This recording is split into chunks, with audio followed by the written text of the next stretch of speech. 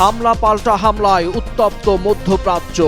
ঘোষণা দিয়ে একের পর এক মিসাইল ছুটছে তেহরান। ধ্বংসস্তূপে পরিণত ইসরায়েল মার্কিন বহু স্থাপনা। মার্কিন স্থল অভিযান শুরু হলে ইরানের পক্ষে যুদ্ধের ঘোষণা সশস্ত্র চেচেন বাহিনীর। ট্রাম্প নেতানিয়াহুর হস্তক্ষেপের বিরুদ্ধে তেহরানকে রক্ষার হুঁশিয়ারি। ইরানের আকাশ প্রতিরক্ষায় আবারও ধরাশয়ী মার্কিন MQ-9 অত্যাধুনিক ড্রোন। যুদ্ধ শুরুর পর যুক্তরাষ্ট্র ইসরায়েলের প্রায় 1.5 শতাধিক ড্রোন ভূপাতিত করার দাবি তেহরানের। হরমুজ প্রণালী বন্ধ থাকলেও যুদ্ধ শেষ করতে চান মার্কিন প্রেসিডেন্ট। সমুদ্রপথ অবরোধের জন্য ইরানকে কঠিন পরিণতি ভোগের হুঁশিয়ারি। আল আকসায় পশু বলির পরিকল্পনা ইসরায়েলের। মসজিদ চত্বরে পশু নিয়ে ঢোকার চেষ্টায় ইহুদি সেটেলাররা। ঐতিহাসিক ধর্মীয় মর্যাদা পরিবর্তন মূল উদ্দেশ্য দাবি জেরুজালেমের।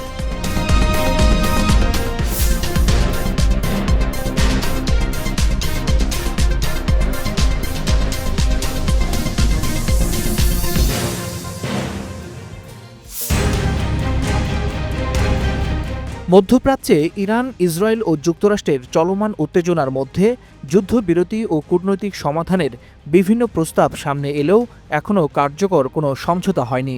বরং পাল্টাপাল্টি হামলা, হুমকি এবং কৌশলগত অবস্থান শক্ত করার প্রতিযোগিতা পরিস্থিতিকে আরও জটিল করে তুলছে।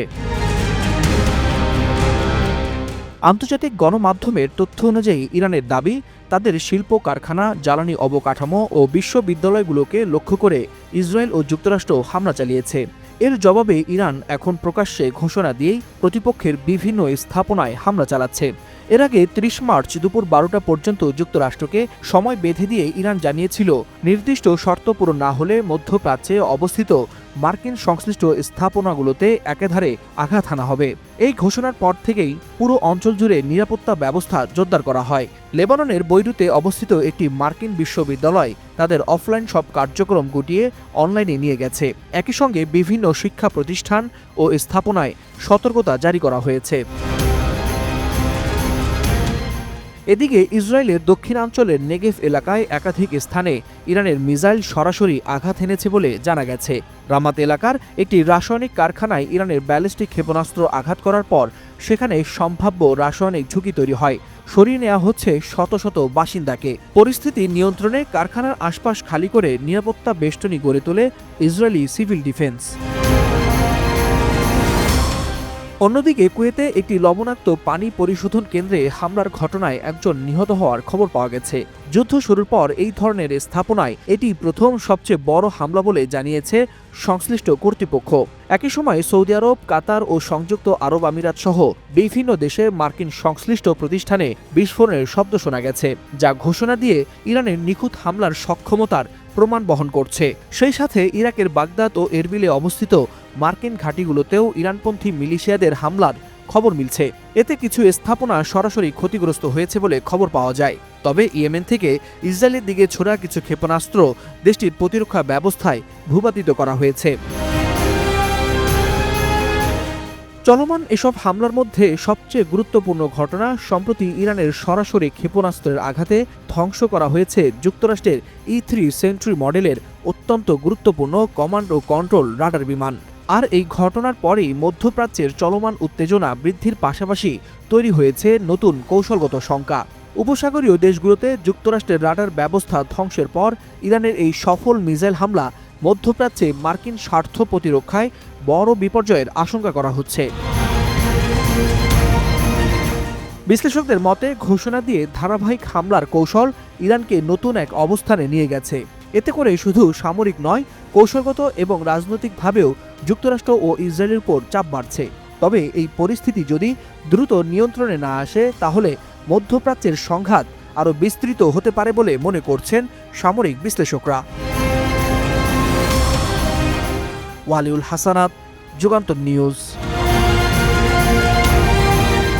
এবার ইরানে ভয়াবহ হামলা চালিয়েছে যুক্তরাষ্ট্র।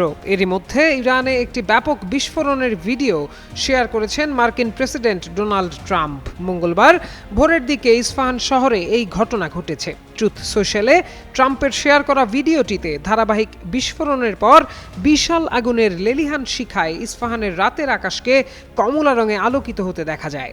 এই হামলার ফলে একের পর এক শক্তিশালী বিস্ফোরণ ঘটে, যা বিশাল আগুনের গোলা ও শকওয়েভ তৈরি করে চারপাশ কাঁপিয়ে দেয়। তবে ট্রাম্প ভিডিওটি সম্পর্কে কোনো ব্যাখ্যা দেননি, কেবলই শেয়ার করেছেন। আন্তর্জাতিক বিভিন্ন গণমাধ্যমের দাবি এটি যুক্তরাষ্ট্র ও ইসরায়েলের যৌথ হামলার ফুটেজ, যা ইস্পাহানের একটি বড় অস্ত্রাগার বা গোলাবারুদ ডিপোতে চালানো হয়। প্রায় 23 লাখ মানুষের এই শহরে বদর সামরিক বিমান ঘাঁটিও অবস্থিত।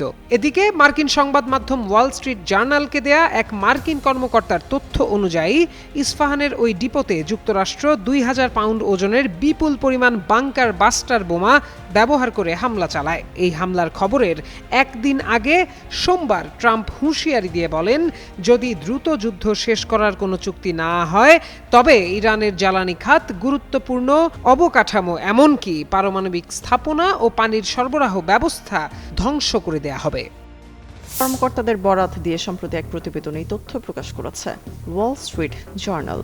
প্রতিবেদন অনুযায়ী ট্রাম্প তার সহযোগীদের জানিয়েছেন তিনি এই সংঘাত দীর্ঘায়িত করতে চান না। ট্রাম্পের ধারণা, জোর করে এই জলপথটি উন্মুক্ত করতে গেলে যুদ্ধ তার নির্ধারিত 4 থেকে 6 সপ্তাহের সময়সীমা অতিক্রম করতে পারে। এই পরিস্থিতিতে মার্কিন যুক্তরাষ্ট্রের মূল লক্ষ্য হবে ইরানের নৌবাহিনী এবং ক্ষেপণাস্ত্রের মজুদ ধ্বংস করা।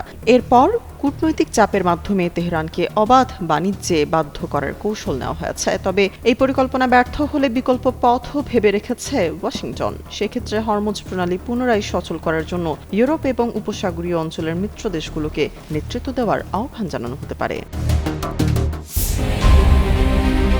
ইরান ইসরায়েল সংঘাতের মধ্যে টানা 30 দিন ধরে বন্ধ রয়েছে আল আকসা মসজিদ। এই পরিস্থিতিতে ইহুদি স্যাটেলাররা মসজিদ চত্বরে পশু নিয়ে ঢোকার চেষ্টা করছে বলে সতর্ক করেছেন জেরুজালেম গভর্নরেট। রোববার সন্ধ্যায় দেওয়া এক বিবৃতিতে গভর্নরেট বলেছে, এই চেষ্টা মসজিদ চত্বরে নতুন ধর্মীয় আচার চাপিয়ে দেওয়ার উদ্দেশ্যে করা একটি বিপজ্জনক উস্কানি।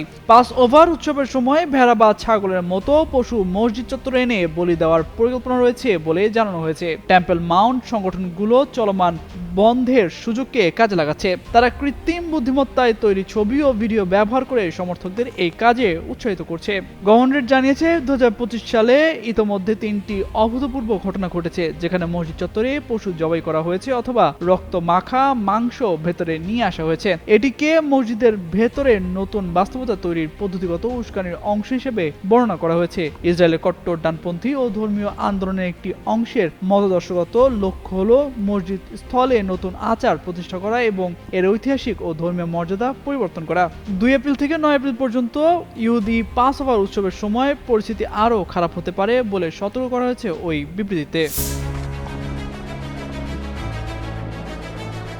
প্রশান্ত ভারত ও আর্কটিক মহাসাগর জুড়ে বিশাল আকারে সমুদ্রতলের মানচিত্র তৈরি এবং নজরদারি কার্যক্রম পরিচালনা করছে চীন। নৌ বিশেষজ্ঞদের মতে, সামুদ্রিক পরিবেশ সম্পর্কে এই বিস্তারিত জ্ঞান অর্জন যুক্তরাষ্ট্র ও তার মিত্রদের বিরুদ্ধে সাবমেরিন বা ডুবোজাহাজ যুদ্ধে জয়ী হওয়ার জন্য অত্যন্ত গুরুত্বপূর্ণ। জাহাজ ট্র্যাকিং তথ্য অনুযায়ী ওয়াসান ইউনিভার্সিটি অব চায়না পরিচালিত গবেষণা জাহাজ দং ফাং হং 3 2024 এবং 2025 সাল জুড়ে তাইওয়ান ও মার্কিন ঘাঁটি গুয়ামের নিকটবর্তী সমুদ্র এবং ভারত মহাসাগরের কৌশলগত এলাকাগুলোতে বারবার যাতায়াত করেছে।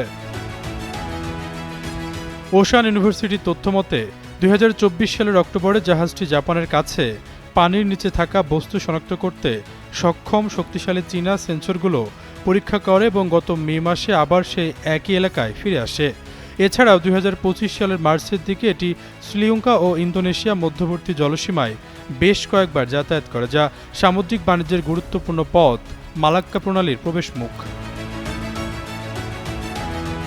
বিশ্ববিদ্যালয়টির দাবি, জাহাজটি মূলত কাদা জরিপ এবং জলবায়ু গবেষণার কাজ করছিল।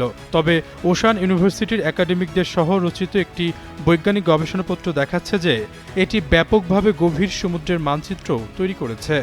নৌযুদ্ধ বিশেষজ্ঞ এবং মার্কিন নৌবাহিনীর কর্মকর্তাদের মতে, ম্যাপিং এবং সেন্সর স্থাপনের মাধ্যমে দংফাং হং 3 যে ধরনের তথ্য সংগ্রহ করছে তা চীনকে সমুদ্রের তলদেশের এমন একটি চিত্র দিচ্ছে যা তাদের নিজস্ব সাবমেরিনগুলো আরও কার্যকরভাবে মোতায়েন করতে এবং শত্রুপক্ষের সাবমেরিন খুঁজে বের করতে সাহায্য করবে।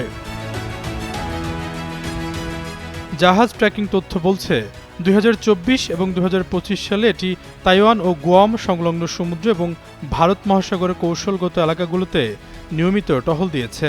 বিশেষজ্ঞদের মতে তাদের এই বিশাল কর্মযজ্ঞ কেবল সম্পদের সন্ধানে নয়, এর ব্যাপ্তি দেখলে স্পষ্ট বোঝা যায় তারা সমুদ্রের গভীর জলে এমন একটি শক্তিশালী নৌ সক্ষমতা তৈরি করতে চায় যা মূলত সাবমেরিন অপারেশনকে কেন্দ্র করে গড়ে উঠবে। চলতি মাসে মার্কিন কংগ্রেসের এক শুনানিতে নৌ গোয়েন্দা দপ্তরের প্রধান রিয়ার অ্যাডমিরাল মাইক ব্রুকস জানান, চীন তাদের সমুদ্র জরিপ কার্যক্রম অদ্ভুতভাবে বাড়িয়ে দিয়েছে। তার মতে এই তথ্যের সাহায্যে চীনা সাবমেরিনগুলো সমুদ্রের নিচে নিরাপদে চলাচল করতে পারবে, নিজেদের লুকিয়ে রাখতে পারবে এবং প্রয়োজন মতো সেন্সর ও অস্ত্র মোতায়েন করতে পারবে। মাইক ব্রুকস বলেন, গবেষণা জাহাজের আড়ালে এই সামরিক তথ্য সংগ্রহ এখন যুক্তরাষ্ট্রের জন্য বড় উদ্বেগের কারণ। অন্যদিকে যুক্তরাষ্ট্র সম্প্রতি সমুদ্রের তলদেশে মানচিত্র তৈরিতে নতুন করে জোর দিয়েছে, তবে তারা এ কাজে মূলত সামরিক জাহাজ ব্যবহার করে যেগুলো ট্র্যাকিং সিস্টেম বন্ধ করে চলতে পারে।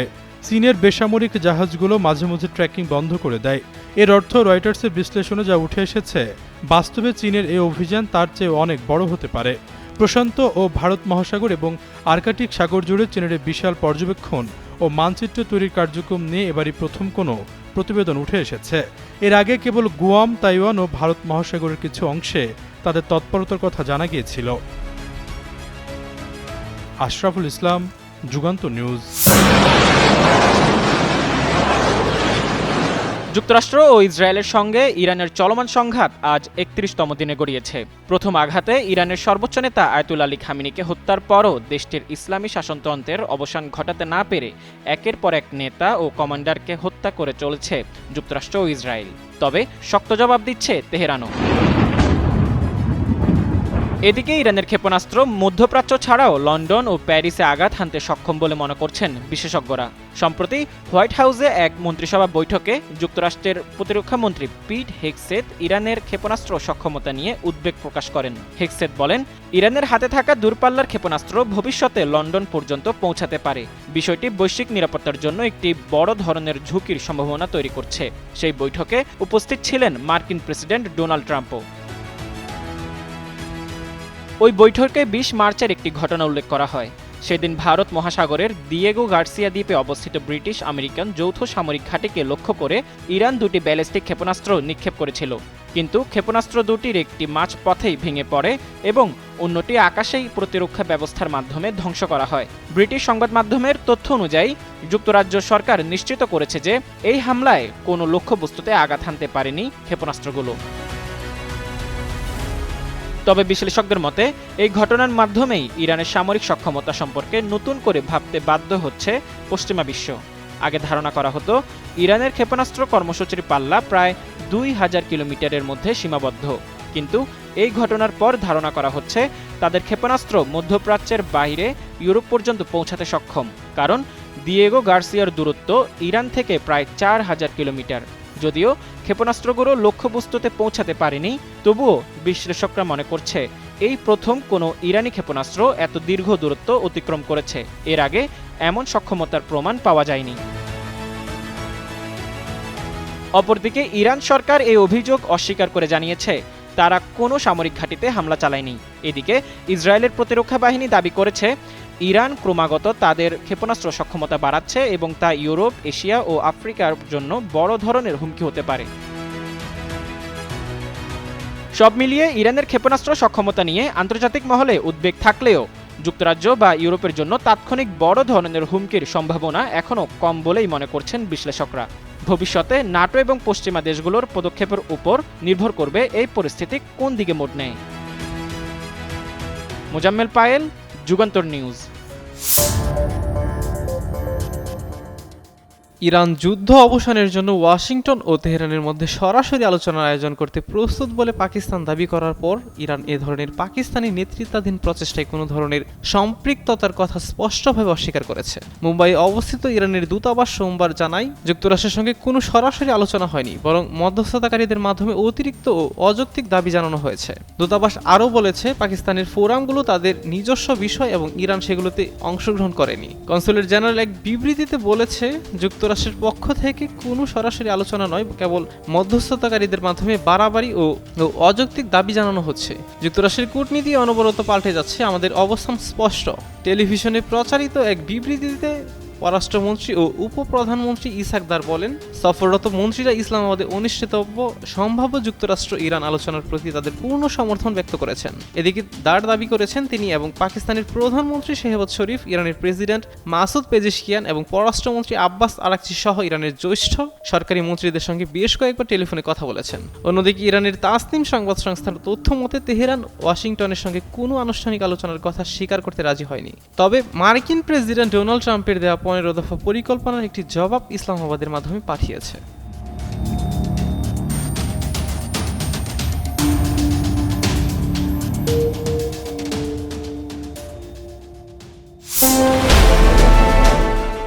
ইরানের সঙ্গে চলমান সংঘাতে সরাসরি জড়িয়ে পড়ার সম্ভাবনা নাকচ করে দিয়ে সেখানে ব্রিটিশ সেনা মোতায়েনের বিষয়টি পুরোপুরি উড়িয়ে দিয়েছেন যুক্তরাজ্যের প্রধানমন্ত্রী কিয়ার স্টারমার। উদ্ভূত পরিস্থিতি নিয়ে মন্তব্য করতে গিয়ে স্টারমার বলেন, এটি আমাদের যুদ্ধ নয় এবং আমরা এতে জড়াতে চাই না। প্রধানমন্ত্রী আরও জানান যে যুক্তরাজ্য বর্তমানে কেবল প্রতিরক্ষামূলক পদক্ষেপ গ্রহণ করছে। তার মতে এসব পদক্ষেপের লক্ষ্য হল ব্রিটিশ নাগরিকদের জীবন, ব্রিটিশ স্বার্থ এবং অবশ্যই মধ্যপ্রাচ্যে আমাদের মিত্রদের সুরক্ষা নিশ্চিত করা। তিনি জোর দিয়ে বলেন, হরমুজ প্রণালী পুনরায় সচল করার প্রচেষ্টায় ব্রিটেন কাজ চালিয়ে যাবে, তবে তার স্পষ্ট বার্তা ছিল, আমরা কোনোভাবেই এই যুদ্ধে নিজেদের টেনে আনব না। সরাসরি যুদ্ধে অংশ না নেওয়ার ঘোষণা দিলেও যুক্তরাজ্য বেশ কিছু গুরুত্বপূর্ণ পদক্ষেপ নিয়েছে। হরমুজ প্রণালীতে সৃষ্ট হুমকির প্রেক্ষিতে ইরানি লক্ষ্যবস্তুতে হামলা চালানোর জন্য ব্রিটিশ সামরিক ঘাঁটিগুলো ব্যবহারের অনুমতি দেওয়া হয়েছে যুক্তরাষ্ট্রকে। এছাড়া ইরান থেকে ছোড়া প্রজেক্টাইল বা ক্ষেপণাস্ত্র প্রতিহত করতে এরই মধ্যে ব্রিটিশ যুদ্ধ বিমান মোতায়েন করা হয়েছে।